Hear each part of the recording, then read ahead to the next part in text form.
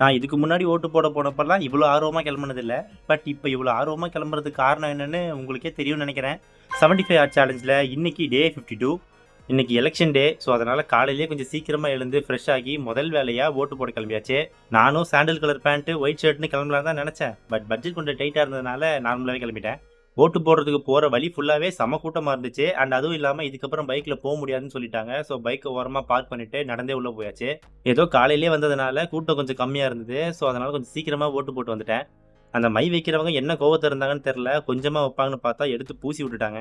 ஓட்டு போட்ட கையோட அப்படியே ஜிம்முக்கு வந்து வெயிட் செக் பண்ணிவிட்டு இன்னைக்கான push day workout start பண்ணிட்டேன். ஸ்டார்ட் பண்ணும்போது லைட்டாக தான் ஸ்டார்ட் பண்ணேன். பட் போக போக பயங்கர ஹெவி ஆயிடுச்சு. ஒர்க் அவுட்டை முடிச்சுட்டு வீட்டுக்கு வந்து இன்னைக்கு கொஞ்சம் வேலை இருந்ததுனால வெளியே வந்திருந்தேன். பார்த்தா எல்லா போலிங் பூத்துமே செம கூட்டமாக இருந்தது. இது வரைக்கும் எந்த எலெக்ஷன்லையும் நான் இவ்வளோ கூட்டம் பார்த்ததே இல்லை. இவ்வளோ கூட்டம் யாருக்காக வந்திருக்குன்னு எனக்கு தெரியும். பட் நீங்கள் இந்த எலெக்ஷனில் யார் ஜெயிப்பான்னு நினைக்கிறீங்கன்றதை கமெண்ட்டில் சொல்லுங்கள்.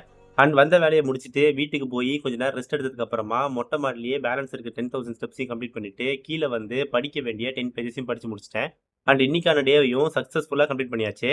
ஸோ என்னோட இந்த சேலஞ்சோட ரிசல்ட் எப்படி இருக்க போகுதுன்னு தெரிஞ்சுக்கணும்னா மறக்காம இப்போயே சப்ஸ்கிரைப் பண்ணிக்கோங்க. நாளைக்கு பார்க்கலாம்.